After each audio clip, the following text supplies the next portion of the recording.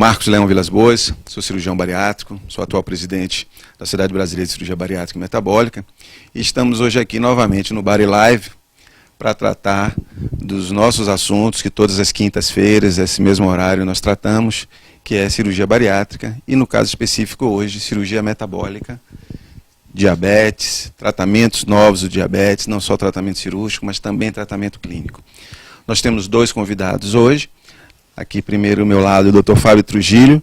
Fábio Trujillo é ex-presidente da SBEM, atualmente vice-presidente do Departamento de Obesidade da Sociedade Brasileira de Endocrinologia e Metabologia. Atualmente, ele coordena uma parte do serviço de obesidade do SEDEBA, que cuida na Bahia. Ele é paulista e foi para a Bahia, e estamos lá próximos. Ele cuida muito dos pacientes, do principal serviço de acompanhamento, preparação de pacientes bariátricos e também de toda a parte de endocrinologia, de diabetes, de obesidade, do sistema de saúde da Secretaria de Saúde do Estado da Bahia. É um serviço de excelência, um serviço que tem residência, ele coordena, na verdade, a residência da parte de obesidade e endocrinologia lá.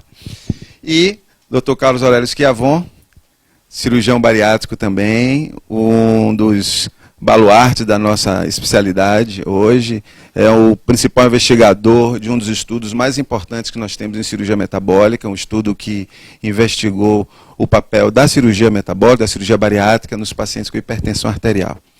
Boa noite a vocês, sejam bem-vindos, sintam-se em casa, Schiavon já está em casa. Fábio, seja bem-vindo aqui. Obrigado, é um prazer estar aqui, participar dessa reunião, que eu vejo que tem uma penetração muito grande, que tem uma capilaridade muito boa. E como endocrinologista, eu acho que é muito importante essa aproximação da gente com o cirurgião, né, com a cirurgia bariátrica. Eu trabalho, como você falou, no centro de referência, que na verdade é coordenado por doutora Tereza Ruth, que ela deve estar assistindo, né? E então ela é a coordenadora, na verdade, eu faço a parte do ambulatório de obesidade, onde a gente treina. Então tem uma experiência, uma vivência muito boa, e eu acho que nós completamos, eu acho que se soma, né, e é muito importante essa aproximação.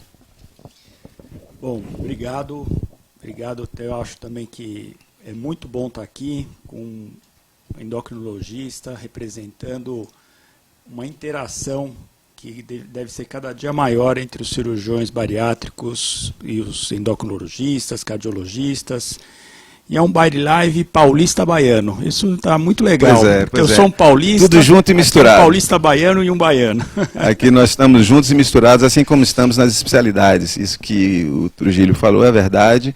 Nós entendemos que os cuidados do paciente com obesidade, e em especial hoje os pacientes com diabetes, extrapolam uma área médica, uma especialidade médica, né? São muitos envolvidos.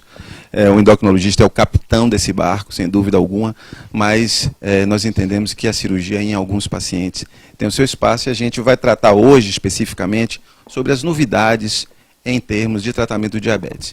E eu vou começar falando com ele, especificamente, não inicialmente de cirurgia, porque nós, durante muitos anos, tivemos muitas drogas do diabetes, mas nos últimos anos surgiram duas novas classes de remédios para tratar o diabetes que mudaram muito a história do paciente com diabetes. Eu sou cirurgião, mas não estou aqui para dizer que o paciente tem de operar todo paciente diabético de maneira alguma. O tratamento original, o tratamento inicial de todo paciente com diabetes é clínico, acompanhamento clínico e através de medicações. E em alguns casos que não tenham resolução por alguma razão, a cirurgia bariátrica, a cirurgia metabólica é uma alternativa. Eu queria que ele falasse como é que está sendo a vivência hoje com essas novas classes de remédios, sabendo que a gente está falando aqui para a população leiga, né? Claro, em relação ao cuidado do paciente com diabetes. Eu acho que o cuidado do paciente com diabetes, ele tem, na verdade, tem chegado opções melhores nesse tratamento, mas eu acho que quando a gente fala com o público, com o paciente que tem diabetes, mais do que discutir as opções, é a gente discutir a adesão, né? Que é uma coisa muito complicada em relação a isso. E o diabetes, ele tem uma particularidade que a pessoa só se trata quando ela se sente doente. E muitas vezes o diabético, a pessoa está super bem, né? Na maioria das vezes, na maioria durante das muito vezes, tempo, né? ela só vai descompensar quando tiver maior que 200, 300. Agora, quanto tempo ela não ficou ali com um diabetes ali de 150, 160 e subestimou aquilo? Então, eu sempre, quando eu vou falar sobre diabetes, eu sempre digo, eu tento chegar no paciente e dizer o seguinte: olha, você está diante de uma doença que tem aumentado. Hoje a gente vê, junto com a obesidade, junto com a má alimentação, junto com uma série de coisas, e que aparentemente parece banal, em alguns casos, porque as pessoas muitas vezes nem descobrem que descobrem já com alguns anos, mas que traz muitas complicações. Ou seja, se você não tiver um bom tratamento, se você não atingir a meta do diabetes, e hoje não se trabalha o diabetes só com a meta de glicemia, a hipertensão, e não adianta você controlar a glicemia sem controlar a pressão do seu paciente, sem controlar o colesterol desse paciente. Porque qual é o objetivo que você tem com aquele paciente? É que ele não infarte, que ele não tenha um AVC, que ele não tenha as complicações, e muitas vezes ele fala: doutor, eu não ligo de ter um AVC, de ter um infarto, eu não quero ficar cego, eu não quero ir para hemodiálise. Tá? E aí você tem as drogas que estão chegando, então acho que tem um arsenal, ou seja, você tem hoje vários grupos de medicamentos, e os últimos são 2 principais, que são os inibidores de uma enzima chamada SGLT2. Então, de uma forma bem simples, é um remédio que faz com que o açúcar do sangue saia pelo xixi. Tá? Então, você melhora a glicemia desse paciente, você... muitas vezes esse paciente tem uma certa perda de peso, e naqueles pacientes que já tiveram um evento cardiovascular, ou seja, que já infartaram ou tiveram um derrame, você tem estudos mostrando melhor desse risco, mas também mostrando que você tem também, usando essas drogas precocemente, você tem alguns resultados bons em relação à prevenção. E o outro, que é um agonista de GLP-1, o nome é feio, mas é um hormônio produzido pelo intestino, e é onde a gente se mistura muitas vezes, né? Porque a cirurgia bariátrica... Veio no rastro da cirurgia bariátrica. Isso, né? Eu acho que a cirurgia bariátrica fez com que nós estudássemos mais a fundo os mecanismos fisiopatológicos do diabetes, e veio esse hormônio, que é um hormônio que ele, além de melhorar a saciedade, ele contribui para o bom controle do diabetes, sem levar aqueles riscos, que é do açúcar baixo, que eu acho que muita gente antigamente tinha acesso usavam medicamentos que muitas vezes deixavam muito inseguro, porque chama hipoglicemia, que é a queda do açúcar, e alguns remédios davam isso e o paciente desmaiava na rua, e aí ele tinha uma certa... dificuldade um pouco de lidar. E esses remédios, esses GLP-1, eles contribuem também para a perda de peso. Mas eu acho que aqui, finalizando, eu acho que não existe uma droga. O fato de chegar coisas novas nos ajuda a tratar o diabético.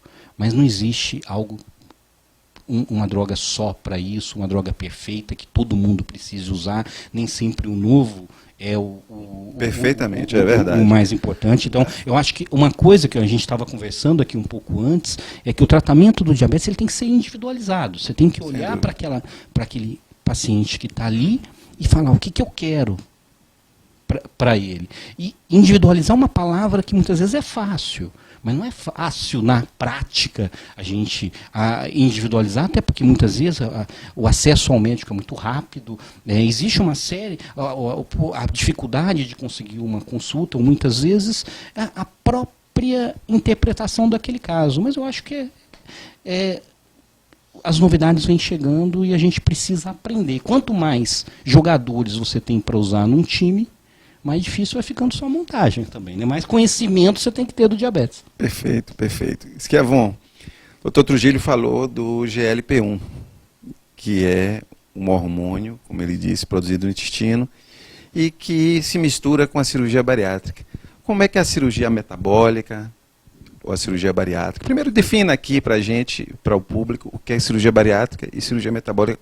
Tem diferença? É uma coisa ou outra? Como é que é? Diferença da técnica não tem.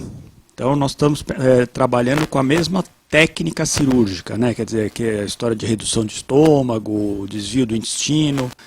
Agora, sendo bem simples, eu acho que o nome bariátrica é mais antigo, se consagrou, né, por até ser mais antigo, mas o nome bariátrica está muito relacionado ao peso exclusivamente. E quais os novos conhecimentos, da mesma forma que teve para as medicações, tiveram para a cirurgia? Que a cirurgia era muito mais do que só perda de peso, né? Então o nome metabólica, ele veio para complementar isso. A gente aprendeu que a cirurgia ajuda no diabetes, ajuda na pressão, ajuda no colesterol, ajuda em uma série de doenças que tem a ver com o metabolismo das pessoas, né? Então o nome metabólica, ele não tem a ver com técnica, ele tem a ver com uma abrangência de um tratamento que tanto faz perder peso quanto melhorar algumas doenças como essas que a gente citou, né? E em relação ao GLP-1, como é que esse hormônio, descreva aí para as pessoas, como é que, além da perda de peso, como é que a cirurgia que nós fazemos no aparelho digestivo influencia no controle, especificamente do diabetes? Então, o GLP-1, como nosso colega endocrinologista falou, o conhecimento vai avançando e cada vez tem mais coisa para a gente aprender. Então o GLP-1 é uma das peças que são atribuídas como bom resultado da cirurgia para o diabetes.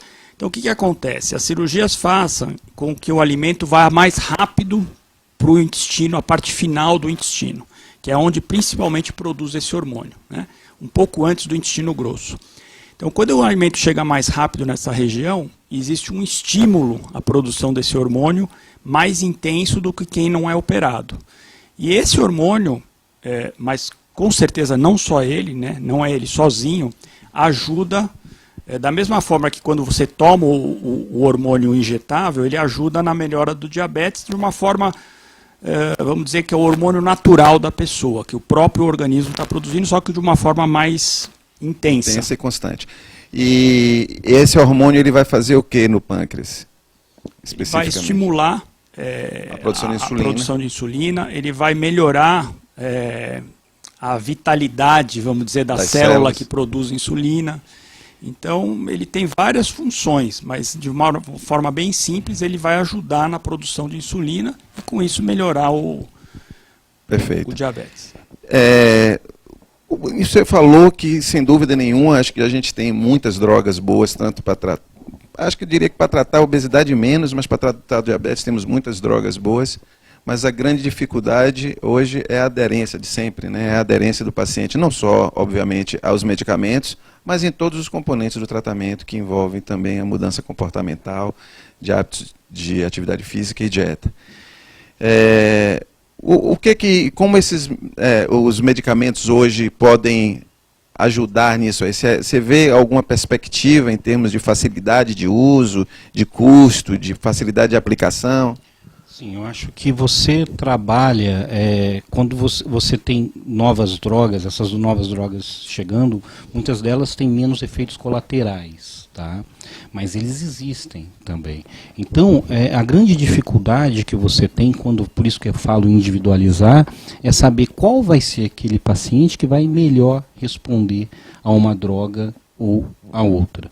O que eu vejo é que cada vez se procura mais facilitar. Uma das causas de não adesão ao tratamento de uma doença, muitas vezes é o número de comprimido que o paciente usa. Sem dúvida.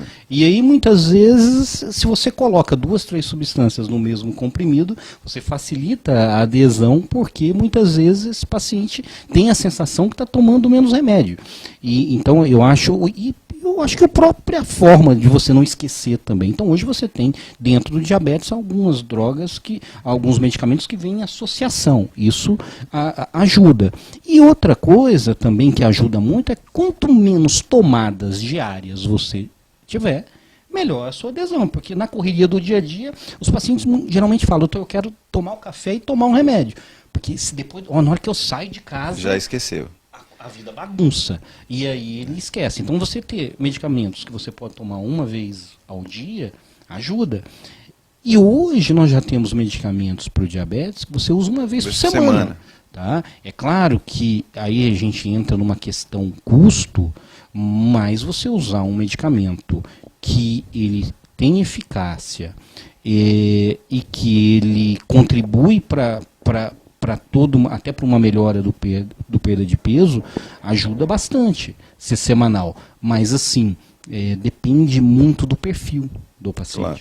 Até porque o custo dessas medicações de uma semana assim são os custos são um pouquinho mais elevados, não são acessíveis a todo mundo, né? Os custos são um pouco mais altos, e eu acho que também como hipertensão, muitas vezes o diabetes, hoje a gente estuda que são vários mecanismos, são vários defeitos no nosso organismo que levam ao diabetes. Então, muitas vezes, uma droga que atua numa determinada parte, ela precisa de um complemento. Então, às vezes, por exemplo, a gente está falando do agonista de GLP-1, do hormônio que ele explicou muito bem, que atua no pâncreas, fazendo de forma inteligente o organismo a produzir insulina na hora que ele come, né? Isso é uma coisa interessante, e isso ajuda bastante. Mas tem outros mecanismos, como resistência à insulina, que você tem outros tipos de droga que vão atuar na resistência insulínica. Então, eu acho que é muito importante, quando você vai cuidar do diabetes, você entender de uma forma bem simples, como você vai consertar um carro. Onde eu estou tendo, que problema que eu estou tendo ali no motor. Porque, às vezes, só com você mexer só num ponto, o motor vai andar, mas daqui a pouco vai pifar. E quando você interpreta mais defeitos ali, você corrige antecipadamente, você consegue que esse motor funcione mais. Perfeito. Aí, doutor Schiavon, pegando carona nesses múltiplos mecanismos de ação, eu queria que você falasse também um pouquinho para as pessoas entenderem em linguagem o mais leiga possível, além do GLP-1, como mais a cirurgia pode funcionar de forma que permita que o paciente que tem o diabetes e que não estava tendo uma boa resposta aos tratamentos usuais, melhore. Então, acho que é muito interessante esse ponto da história de juntar medicamentos, né? Até teve há um tempo atrás, eu não tenho certeza absoluta, mas tinha até um projeto de pesquisa para fazer uma polipílula, né? A polipílula... Não seria essa polipílula da bariátrica aí? Essa polipílula era para incluir medicamentos comuns de uso num comprimido só, para facilitar a tomada. E fazer uma analogia... eu acho que uma das grandes benefícios da cirurgia metabólica, vamos chamar, é a tal dessa polipílula, porque dentro da cirurgia metabólica você consegue atingir vários objetivos com um tratamento, né? Então, por quê? Porque quando se fala de resistência de insulina, ele está muito ligado à obesidade. Então, quanto mais obeso, sendo uma forma até simples de explicar, mas a obesidade, a gordura, faz com que a insulina não consiga atuar, né? Seria mais ou menos isso. Se eu estiver errado, você me corrige. Aí deixa ele, rapidinho, só para ele explicar para as pessoas aqui a diferença de diabetes tipo 1 e diabetes tipo 2, só para o leigo que está em casa entender aí, rapidinho, em linhas gerais aí, que acho que vai muito nisso aí, né? O diabetes tipo 1, ele normalmente acontece na pessoa mais jovem, no indivíduo mais magro, mas assim, o principal defeito metabólico do diabetes tipo 1 é o pâncreas não conseguir produzir a insulina. Tá? E isso seria... Não produz nada porque ele foi agredido, né, por anticorpos e ele está totalmente insuficiente. Ele está insuficiente. E o diabetes tipo 2... O diabetes tipo 2, o pâncreas, ele consegue fazer, mas existe, com o tempo ele também vai diminuindo sua ação. Mas tem uma resistência muito grande. Isso que ele produz, aquela quantidade de insulina que ele produz, e às vezes ele produz até mais insulina do que precisa, na fase inicial, ele não consegue fazer a ação da insulina. E aí entra uma coisa interessante, que é o que a gente chama de resistência insulínica, que é a dificuldade dessa insulina agir, porque isso tem muita relação, às vezes, com o tipo de gordura que a pessoa tem. Então, muitas vezes, o que é mais problemático quando se ganha um peso e que facilita mais o risco do diabetes é a gordura na barriga. Na barriga, né? não é qualquer gordura, não é a gordura da cadeira. Isso, né? Por isso é verdade. Sim, desculpe, Esquiavão, Não, continue então seu raciocínio. Então, a cirurgia metabólica, ela, que nem a gente falou antes, atua no peso, reduz o peso, diminui essa resistência à insulina. Então, a insulina consegue atuar de forma mais efetiva. Produz hormônios, que nem o GLP-1, que ajuda na produção da insulina de forma mais normal ou melhor, né? E outras coisas, como hoje tem até artigos em revistas de grande circulação, que até está na moda, é a história da nossa flora bacteriana intestinal, que é um assunto muito complexo, né?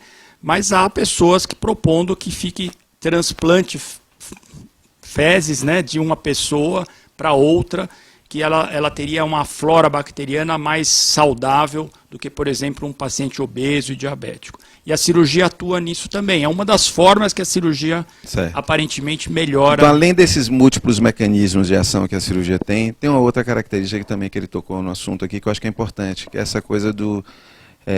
em medicina, no inglês, eles chamam de triple endpoint, que é você não apenas tratar o diabetes, não apenas tratar a glicemia, que é extremamente importante, mas é tão importante quanto você tratar a hipertensão e tratar o colesterol. E aí entra, quando você vai tratar a obesidade, ou quando você vai tratar o diabetes numa cirurgia metabólica, você tem, com a cirurgia, também um impacto nessas coisas. E você investigou a coisa, inclusive, da hipertensão nos pacientes com diabetes. Sim, explica aí um pouquinho, o que é que você observou aí? Sim, a gente tinha alguns estudos já com diabetes e a gente decidiu estudar um pouquinho também do impacto da cirurgia na hipertensão. E o que a gente percebeu, porque a hipertensão também, as doenças elas são interligadas, né? Essa tal de resistência insulínica também tem impacto na pressão, né? Então, quando você diminui essa resistência da insulina, você melhora a pressão, por exemplo, também com alguns mecanismos. Então, a cirurgia tem impacto nessas doenças por vários meios, mas ela tem impacto no colesterol, na hipertensão, no diabetes. Agora, eu queria só chamar a atenção que a cirurgia a gente fala assim, até com bastante otimismo, orgulho, mas é fundamental que esse tratamento continue sendo em equipe, né, multidisciplinar, porque a cirurgia funciona bem, mas nem sempre é possível você ficar sem as medicações. Sem então, dúvida. Quanto mais grave, menor essa possibilidade. Menor. Então, essa interação com o endocrinologista, com o cardiologista, ela é fundamental. O paciente não pode achar que opera e não faz mais nenhum tipo de acompanhamento. No passado houve um equívoco muito grande por parte da imprensa, por parte um pouco de alguns cirurgiões, de tratar a cirurgia metabólica como uma alternativa de cura absoluta do paciente com diabetes. E isso levou a uma série de equívocos. Isso é um perigo porque as pessoas quem está curado não precisa mais tratar, né? E isso é um grande equívoco. Hoje, no máximo, a gente fala numa palavra chamada remissão, que é, digamos assim, a doença está longe por enquanto. Estar longe por enquanto não quer dizer que não precise dos cuidados. Está adormecida, mas pode acordar de novo. Em alguns, eu diria que em muitos, principalmente os mais graves, que são os que nós operamos, se nós operássemos mais precocemente, talvez a gente obtivesse mais remissões definitivas, digamos assim. Mas como a gente termina operando os mais graves, aqueles que já têm muitos anos de doença e que o controle está péssimo, a gente talvez tivesse resultados melhores, né? Então, é importante a gente saber que a gente não vai buscar efetivamente, não é a nossa meta como cirurgiões, tentar deixar o indivíduo curado, muito menos sem o acompanhamento médico de maneira alguma. A gente quer dar como eu estava dizendo, na Bahia a gente chama pegar no tombo. Aqui em São Paulo e no resto do país quer pegar no tranco. O carro não está andando direito, a gente bota ele, pegou no tranco, depois alguém toca. Esse alguém que toca é o endocrinologista, às vezes o cardiologista, que é quem toca esse paciente ao longo da vida. E esse tocar, depois da cirurgia metabólica, eu acho que fica mais facilitado. O que você acha, você que... Eu vejo a seguinte, eu acho que quando a gente fala em individualizar, a gente não são todos os pacientes que a gente que vai ser o melhor tratamento esse ou aquele, né? Então eu vejo que a cirurgia ela atua em vários defeitos fisiológicos, ou seja, em vários defeitos daquele motor que eu tinha falado, mas ela muitas vezes não resolve o problema sozinho, e tem pacientes que talvez não vão se beneficiar tanto da cirurgia. Então, acho que esse olhar de entender qual é o paciente que vai se beneficiar mais da cirurgia pode ajudar muito. E aí eu discuto um pouco, será que nós não estamos operando aquele paciente? Porque assim, qualquer guideline, qualquer diretriz, qualquer, digamos assim, para o público, qualquer manual para se tratar um diabetes, uma das coisas que consta que um dos efeitos melhores é a perda de peso. Tá? E perda de peso, então não vamos falar só da parte metabólica, mas a perda de peso da cirurgia, ela tem um impacto sem grande. Dúvida. E hoje nós estamos tendo medicamentos para a perda de peso, mas a cirurgia bariátrica metabólica, quando bem indicada, ela é o tratamento mais eficaz para a obesidade. Porque a obesidade é uma doença recidivante, é difícil você manter. E mesmo o paciente que opera, se ele não tiver um engajamento no tratamento, ele pode recuperar uma boa parte desse peso. Então eu acho que talvez aquele paciente que seja muito obeso, tá? Que tem diabetes e que eu acho que talvez você não precisa esperar ele não conseguir o tratamento com o remédio. E você pode operar esse paciente antes. Tá? Por quê? Porque você vai ter... não é tão fácil tratar o peso. Aí naquele paciente que é menos obeso, que é um obeso mais discreto, aí eu já acho que o tratamento medicamentoso, muitas vezes você vai conseguir atingir aquele resultado. Mas eu acho que naquele paciente de moderado para mais grave, talvez obeso, nós teríamos talvez que pelo menos informar ao paciente, porque educação, hoje a gente vive uma era de conhecimento e você precisa partilhar esse conhecimento com o paciente. Então ele precisa sim conhecer quais são as alternativas dele. Eu costumo dizer, nas minhas aulas eu coloco um slide onde é um palco, a luz e a decisão. A decisão é do paciente. Fora do palco, você tem que colocar as opções, os prós e os contras, e discutir com o paciente aquilo. Mas a decisão tem que ser partilhada.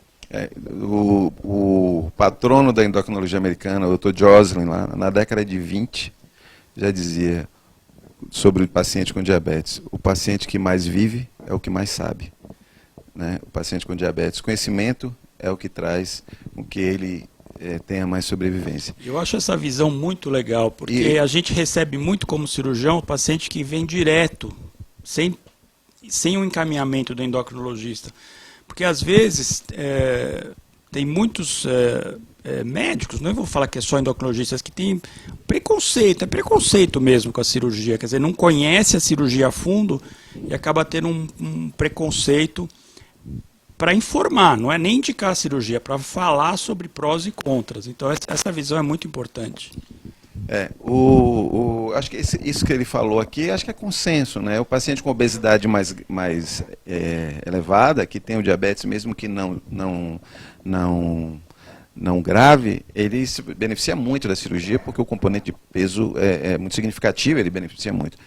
Da mesma forma que aquele paciente com menor grau de obesidade e mais doença, onde, não estou dizendo como um tratamento inicial, mas aquele paciente que está usando, eu operei recentemente uma paciente de 33 de índice de massa corporal, que estava usando um inibidor de SGLT2 e usando um agonista de GLP-1, e assim mesmo estava com glicada lá em cima, com hemoglobina glicada, que é um dos parâmetros mais importantes para a gente determinar controle.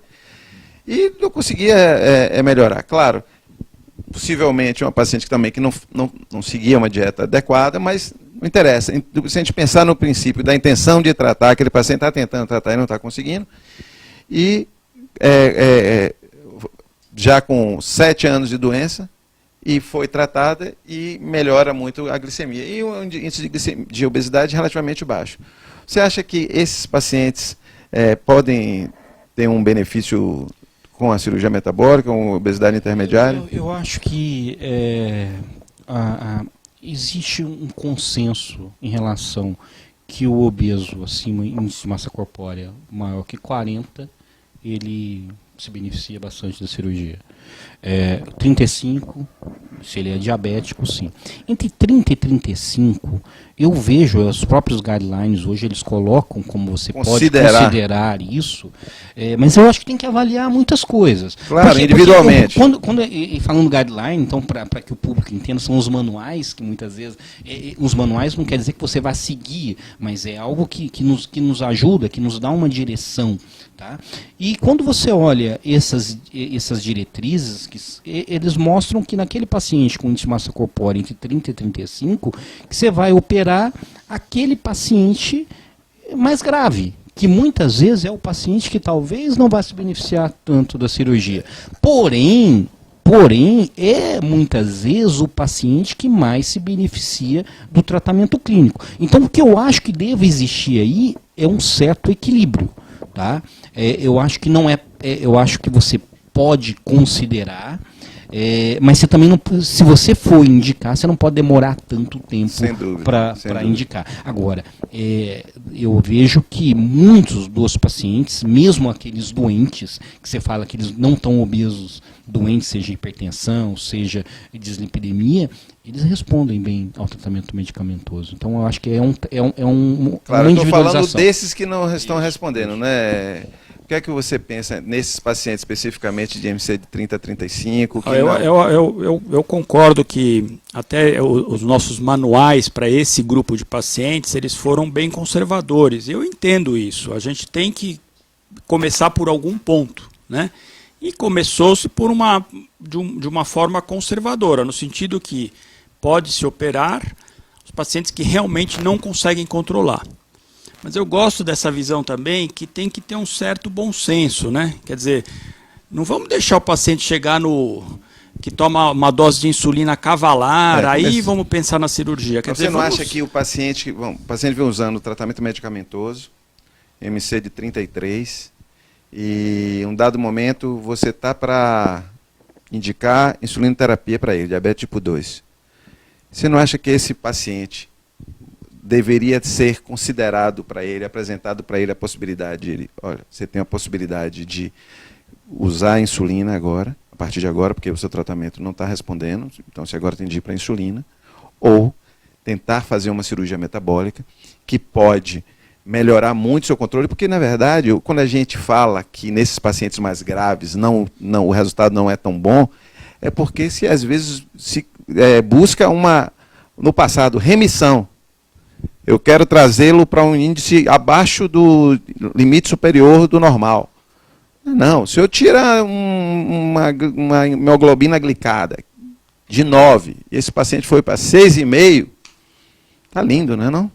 Sim, com certeza. Não está 5,7, mas está lindo. E é importante isso daí que você está falando, porque tem pacientes que chegam no consultório, diabéticos mais graves, que às vezes o que eles querem da cirurgia é, por exemplo, parar de usar insulina.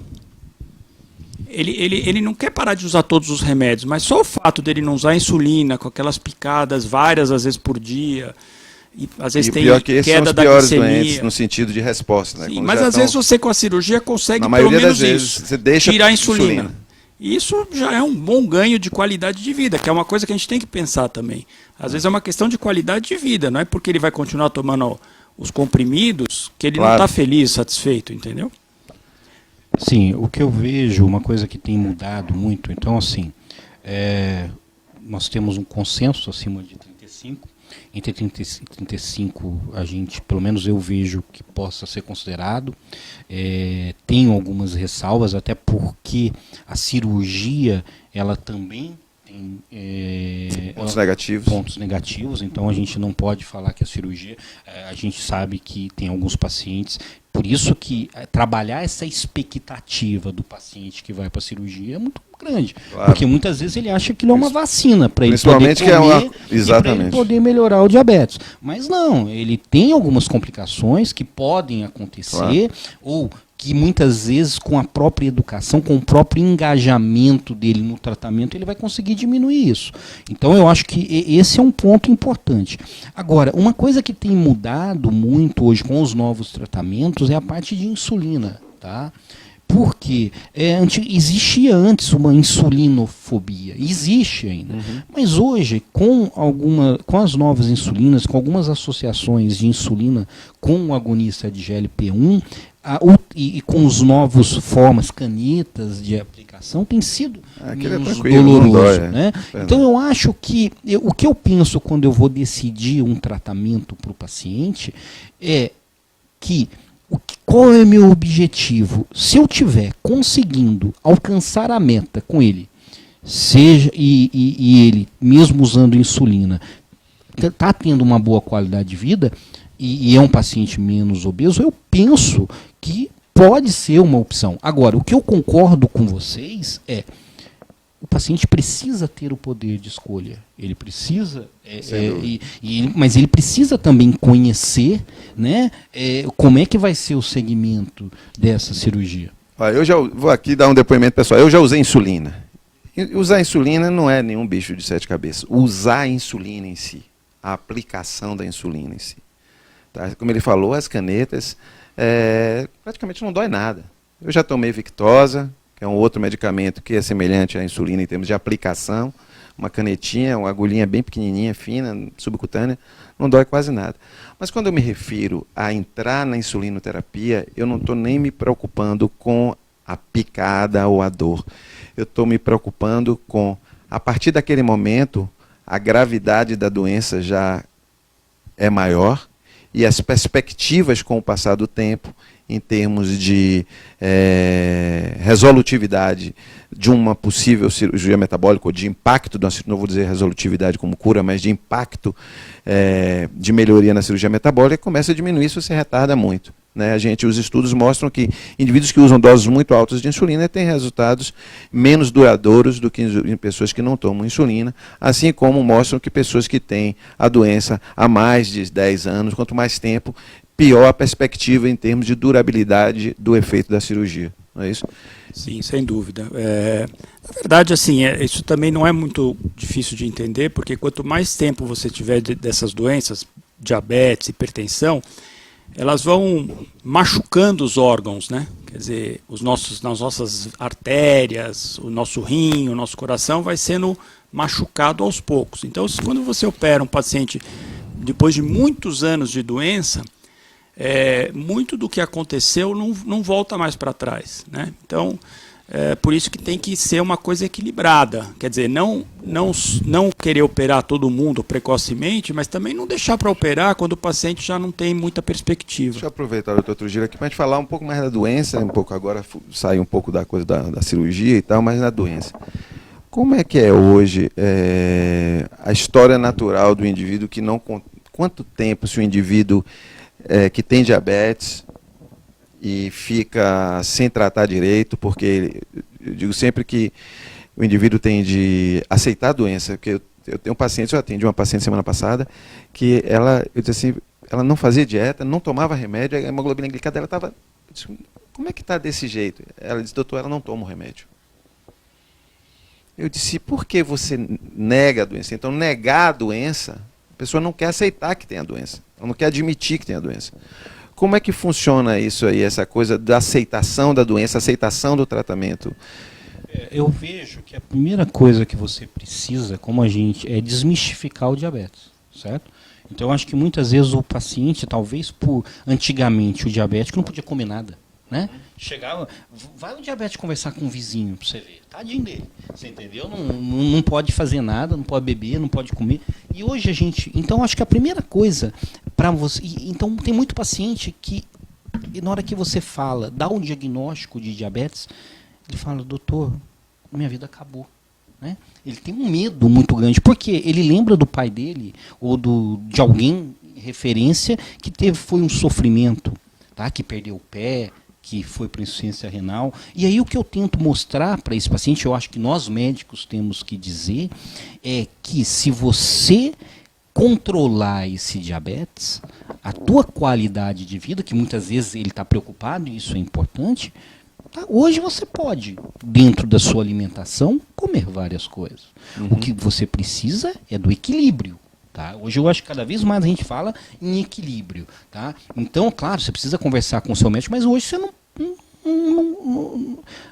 Antigamente ele ia numa festa e não podia comer nada. A comida para ele tinha que ser especial. Hoje não, hoje ele todos nós. Ele pode comer, ele chegar na festa e comer os 3 brigadeiros assim, né? Bom, eu acho que assim, é complicado quando a gente fala em público, mas assim, hoje você trabalha com contagem de carboidrato, que muitas vezes o seu paciente... O diabetes tipo 2 também faz contagem de carboidrato? Não? É mais difícil. É mais difícil, mas assim, o que eu estou querendo dizer, eu acho que a gente não pode radicalizar, né? Então, pô, vai lá comer 3 brigadeiros, tá? Mas assim, eu acho que o que a gente precisa pensar hoje não é só o paciente com diabetes, é que a nossa alimentação está errada.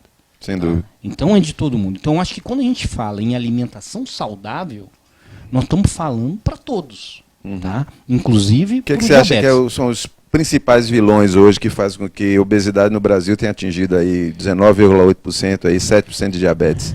Poxa. Duas coisas, diria assim, em termos alimentares. Assim. Em termos alimentares, eu acho que, na verdade... são o tamanho das porções. Você acha que mais o tamanho das porções? O tamanho das porções. Por exemplo, eu não sei, mas eu lembro quando eu era pequeno. Tá? Um saco de pipoca era desse tamanho. Isso. Hoje você vai no cinema, não precisa segurar pipoca ou outro refrigerante. Coca-Cola família daqui a pouco vai vir de 1 litro. Hoje 1 litro, o cara é individual, é verdade. Eu ia tomar sorvete na sorveteria, eu pegava uma bola. Hoje você pega um negocinho e vai jogando, ainda depois nem tem que balde. Aí paçoca, coloca calda. Né? Então eu acho que isso é uma coisa interessante. E outra coisa que eu acho é que muita diversão está associado a comer. Tá? Então, é um outro ponto. Eu acho que talvez... E aí não tem como falar de alimentação. Açúcar e amido, você não acha? Sim, mas açúcar açúcar faz parte do... Evitar açúcar é importante. Tá? Isso não só para o diabético. Não, estou falando como medida de evitar essa mas avalanche. Sabe que você está falando de saco de cimento? Acho que falou saco de cimento? Saco de cimento. Eu não falou saco de cimento. Eu falou saco de pipoca. Não, mas eu ia falar uma coisa, meu raciocínio, eu falei mais rápido. O que eu ia falar? Há uns 2 anos eu viajei para os Estados Unidos com meu filho e fomos no supermercado. Aí eu tenho a foto até hoje. Ele tinha uma seção lá de salgadinhos, ele pegou um pacote que parecia um saco de cimento, é isso que eu ia dizer. Um saco de ração de cachorro, daqueles grandões. Mas era daqueles laranja, que é laranja ainda. Eu sei, aqueles de milho. Era um tamanho gigante. Então, assim, realmente esse negócio da porção é uma coisa absurda, quer dizer... E o que eu acho importante, né, e a gente trabalha, que eu trabalho muito com os meus pacientes, e voltando àquele teu assunto do diabetes, dele saber que ele não vai estar privado de tudo, é que ele não precisa deixar de ter o prazer em comer. É que nem você fala para o obeso. Existe uma diferença entre o gourmet, o que é o gourmet? Aquela pessoa que saboreia, que sente o sabor, né, daquele glutão. E o que eu vejo é que hoje, muitas vezes, quando a gente vai... a gente está muito mais preocupado. É difícil isso. Para eles, para quem já está... Veja bem, eu não estou falando de não. Para gente que não tem esse hábito... Tudo bem, mas algumas pessoas estão já no problema. E aí, como é que deixam de estar? Como nós... É diferente do cara que chegou para você e quer um aconselhamento alimentar, mas ele já chegou... Então, mas aí que eu digo, não existe momento para você mudar a sua alimentação, para mudar a sua vida. Né? Eu acho só provocando. Qualquer momento é aquela hora. Tá? Então, se ele chegou... Poxa, muitas vezes o diabetes dele aconteceu fruto dele não fazer exercício, fruto dele comer mal, tá? E aí, ele vai continuar tendo aquilo porque aquilo ele está acostumado? Então eu penso diferente. Eu acho que é a hora dele rever. É que nem muitos tipos de câncer que estão associados à alimentação. Ou seja, você teve, ou você muda, ou você vai continuar dando sopa para que aquilo aconteça. Então eu vejo dessa forma. Sim, e em relação a essa história natural desse indivíduo que não controla o diabetes, por exemplo, quanto tempo é necessário, por exemplo, para um paciente que vive com, vamos supor aqui, uma glicemia em torno de 200, 180, para começar a ter problemas renais ou problemas de retina, mais ou menos? Você estima? Tem um número disso? Isso varia muito de pessoa para pessoa, e muitas vezes o tempo que ele descobriu ter diabetes, muitas vezes ele já tinha diabetes há mais tempo. Tá? Então, assim, grande parte das complicações elas começam a acontecer a partir de 5 anos. Tá? Mas nada impede do paciente já descobrir que tem diabetes. Por conta da complicação, porque a doença era silenciosa. Né? A doença era silenciosa. E me diga uma coisa, doutor Schiavon, estava falando da cirurgia, mas cirurgia também implica, como ele colocou aqui, responsabilidades. Né? Eu diria que os riscos, hoje, em termos de complicações e mortalidade, caíram muito. Né? Fale um pouquinho de riscos de mortalidade, de complicações graves da cirurgia. A cirurgia hoje, ela é uma cirurgia por vários motivos. Um dos motivos importantes é que ela é feita, na maioria das vezes, por laparoscopia, que é aquela cirurgia dos furinhos. Os médicos, os cirurgiões treinaram, melhoraram muito suas técnicas, os equipamentos melhoraram. Então, assim, a cirurgia hoje é muito segura. Muito segura. O índice de complicações graves e de mortalidade é muito baixo. Comparável com o quê? Não é zero, mas é muito baixo. Comparável com cirurgia de vesícula, por exemplo, que é uma cirurgia relativamente comum de ser feita. Né? Agora, responsabilidades. Como foi dito já, passada a fase inicial do risco da cirurgia em si, a pessoa tem que se conscientizar que é um tratamento que começou com a cirurgia. Porque às vezes as pessoas vêm com a ideia que o tratamento acaba com a cirurgia. Dali para frente ele faz o que ele bem entender, como você falou, uma vacina, gostei desse jeito. Quer dizer, toma a vacina e nunca mais precisa se preocupar. Não é assim. Precisa operar e ter a consciência que hábitos alimentares têm que mudar, tem que ter atividade física, tem que tomar cuidado. E suplementação, deixa o Trujillo falar. O Trujillo ele acompanha muitos pacientes que fazem cirurgia bariátrica, não só no consultório privado, mas principalmente no SEDEBA, que é o principal serviço na Bahia que prepara e acompanha pacientes de cirurgia bariátrica. Como é que é a rotina hoje em termos de suplementação no pós-operatório para os pacientes de cirurgia bariátrica? Assim, normalmente, eu acho que depende muito da técnica cirúrgica que foi usada, é algo que você... Lá vocês pegam usa, quase todos é bypass. Bypass, tá? Mas mesmo o sleeve você precisa sem dúvida. Ter um certo cuidado. Então eu acho que o polivitamínico, ele precisa para todos os pacientes, é o que a gente faz. Tá? O que a gente vê bastante, então aí você vai avaliar a suplementação de cálcio, B12, muitas vezes o ferro para aquelas mulheres que menstruam. Ferro é o principal problema, né? E eu acho que, por exemplo, uma das coisas que é muito pouco discutidas quando você vai falar de pós-bariátrico são as hemorragias disfuncionais, aquelas sangramentos de menstruação que existem, que são muito importantes e muitas vezes se você não tiver uma atenção para aquilo, pode complicar. Mas o que eu acho, sabia? O que eu percebo no SEDEBA, que é um centro que você falou de referência que a gente pega, que o problema não são aqueles pacientes que vêm. São aqueles pacientes que somem. Exatamente. Então, esses dias a gente fez um trabalho lá muitas vezes que foi chamar esses pacientes. Muitas vezes eles não têm recurso, mas muitas vezes eles estão sentindo bem. Opa, operei, estou bem, para que não precisa de nada, né? Eles voltam 2, 3 anos lá. Que é uma hemoglobina de 7. Isso, com outras alterações, muitas vezes que poderia ter sido evitado só pelo tratamento. Então a gente fez um trabalho lá, uma pesquisa, que foi o que acontece com esses pacientes que não vieram. Então a gente ligou, olhou lá, faz 2 anos que não vem. Vem cá, vamos fazer o exame. Quase todos tinham alguma coisa complicada. Principalmente anemia. anemia quase sempre de mulheres. Mulheres, entre homens você não vê. Entre homem não é difícil. Homem menos, mas entre mesmo mulheres. Que não tão então eu vejo que é importante ele estar dentro, ele fazer aquele acompanhamento. Eu acho que o pós-bariátrico, quando você faz um acompanhamento adequado, que você usa as medicações prescritas, costuma evoluir bem. Porém, tem alguns pacientes, como qualquer uma droga também, pode ter algumas outras complicações mais difíceis. Bom, gente, o que é que você faz, só antes da gente passar para as perguntas, que já estamos quase acabando. O que é que você faz de suplementação vitamínica de rotina? Hoje em dia eu dou um polivitamínico e para os pacientes eu faço muito bypass, né? Eu procuro manter uma dose baixa de complexo B, incluindo B12, contínua. Dose baixa que eu digo, eu geralmente dou um comprimido por semana. Tenho visto que funciona bem, não precisa dar injetável. E vitamina D também tento acompanhar, porque o paciente bariátrico tem mais vitamina B oral, aquele famoso que se dá injetável oral uma vez por semana, vai bem. Então, ó, deixa eu ver aqui.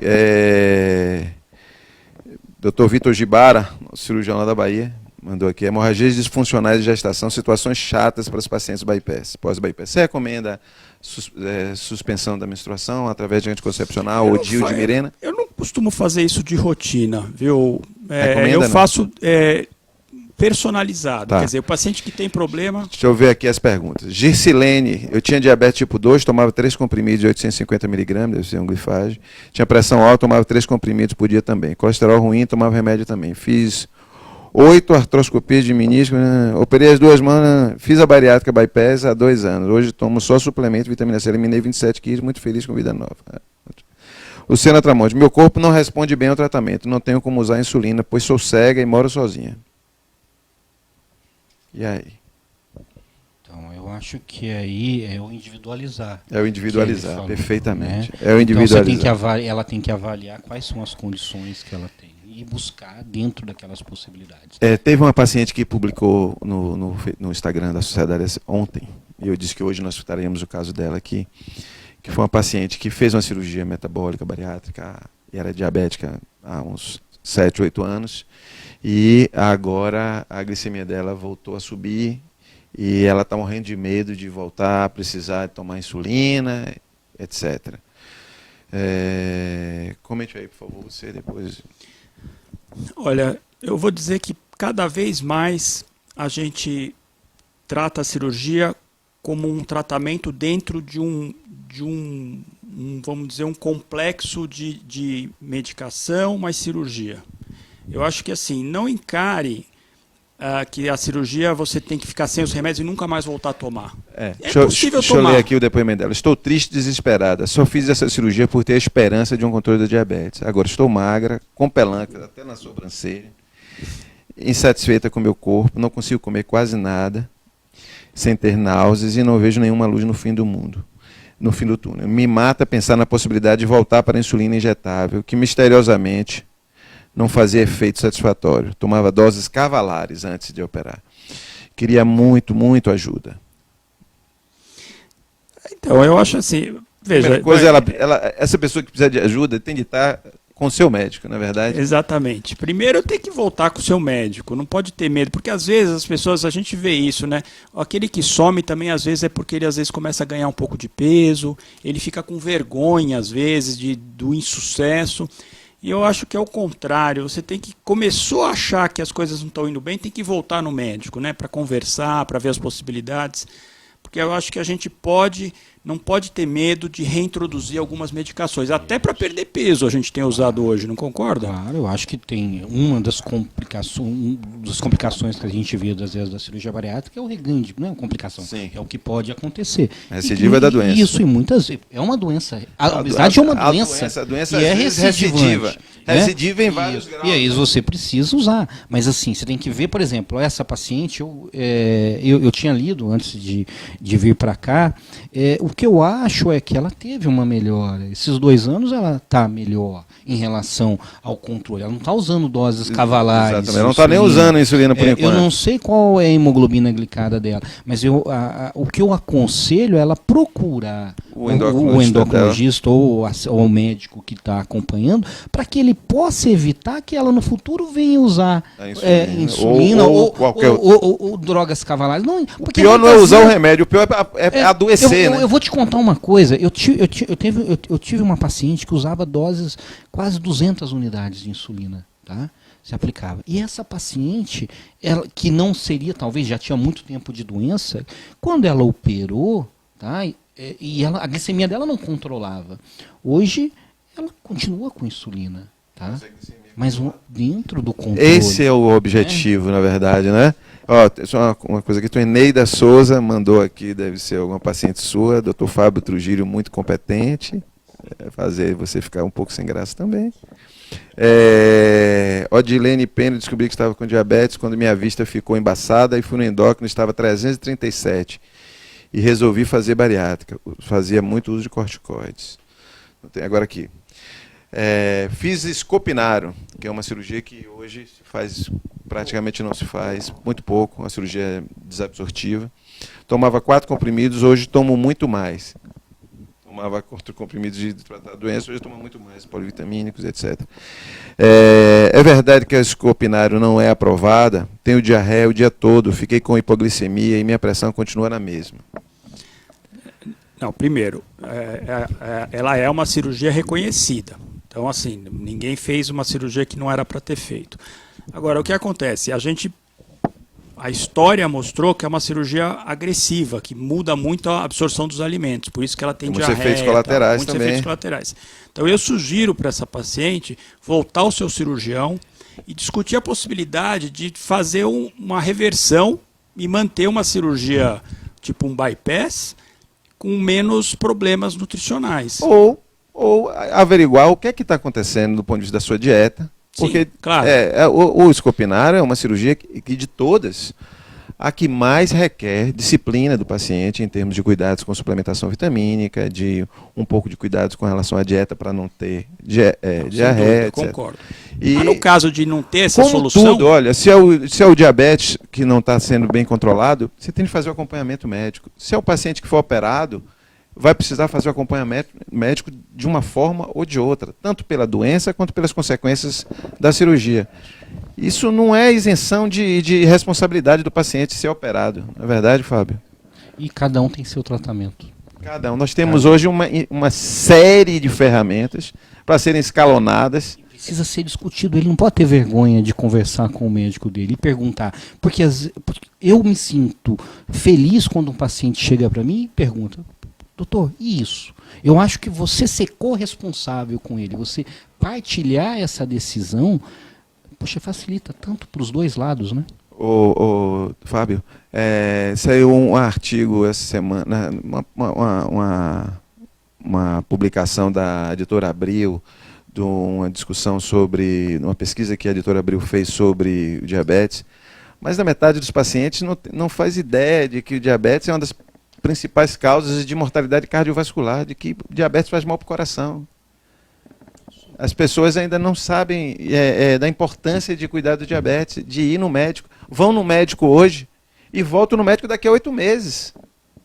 Algumas vezes, em grande parte da nossa população, até por dificuldade de acesso. Né? Então, mas o que eu acho que você chamou a atenção dessa pesquisa, e eu conheço, foi o seguinte: as pessoas desconhecem os riscos. Tá? E isso, eu acho que quem está nos assistindo está tendo hoje aqui uma grande oportunidade de ver o diabetes sendo discutido por vários ângulos. Então, uma das coisas que eu elogio aqui hoje é que, apesar do evento ser de uma sociedade de cirurgia, nós discutimos as opções terapêuticas para o diabetes e principalmente dizer que ele, o médico, a equipe dele vai decidir qual é o melhor tratamento para ele. O que a gente quer na Sociedade de Cirurgia Bariátrica e Metabólica, na verdade, é que a cirurgia seja incorporada entre as diversas alternativas para o paciente com diabetes. que seja avaliado pelos seus médicos, pelo seu cardiologista, seu endócrino, seu cirurgião, se vale a pena ou não naquele paciente aquela opção. Não que seja imposta, não que seja a tônica, mas que é uma alternativa que existe para todos nós. E nós entendemos que esse paciente precisa muito do acompanhamento com o endocrinologista. O endocrinologista, como eu disse, é o capitão, é quem segura o timão desse barco, mas que vários, não só os cirurgiões, mas os nefrologistas, os cardiologistas, todos nós temos um papel no cuidado do diabetes. Eu vou passar a palavra para vocês se despedirem. Schiavon, você que é de casa. Muito obrigado, acho que foi muito legal, acho que tiramos bastante dúvidas. E assim, como mensagem final, assim, converse com o seu médico, não aceite resposta do tipo cirurgia de jeito nenhum, ou tal remédio de jeito nenhum, discuta. Se você não está satisfeito com a resposta, procure outro profissional para saber se aquilo que está sendo discutido com você realmente pode ou não pode ser feito. Eu acho que não dá hoje em dia, com tanta informação, a gente receber, de repente, uma coisa assim, de jeito nenhum, né? Então, eu acho que a transparência na discussão, de oferecer as possibilidades, é fundamental.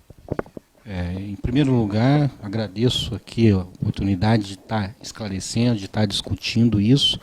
E acho que sim, se eu tiver que dar um recado para o paciente, para quem está nos assistindo, é dizer o seguinte: seja ativo nas suas decisões, participe das suas decisões. Eu acho que isso é o que faz com que muitas vezes a gente alcance o sucesso. Eu queria agradecer muito Dr. Schiavon, que é daqui de São Paulo, referência em cirurgia bariátrica e metabólica, Dr. Fábio Trujillo, que veio da Bahia, aqui, especialmente aqui para a sede da sociedade em São Paulo, fazer essa transmissão, dar essa contribuição para o público. Nosso Bari Live está sendo transmitido agora pelo Facebook. Ele depois fica lá salvo no site, no Facebook da sociedade.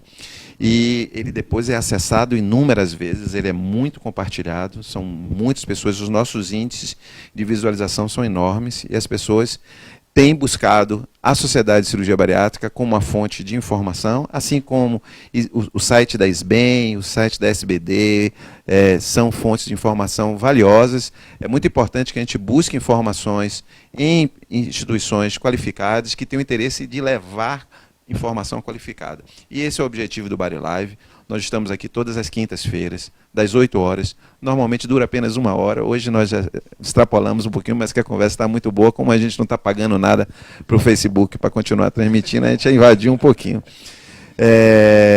Fiquem com Deus todos vocês. Assistam o nosso vídeo final e na próxima quinta-feira estaremos juntos aqui novamente. Boa noite a todos. Muito obrigado. Boa noite. Boa noite.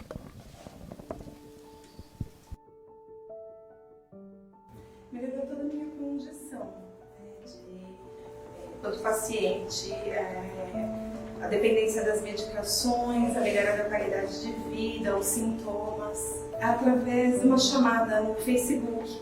Eu, no domingo, estava na rede social e vi no Facebook uma chamada.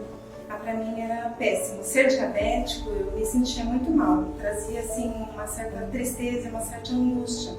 Por ser enfermeira, muitas vezes eu oriento e passo para os pacientes toda a necessidade do autocuidado, das medicações, mas quando é com a gente é mais difícil.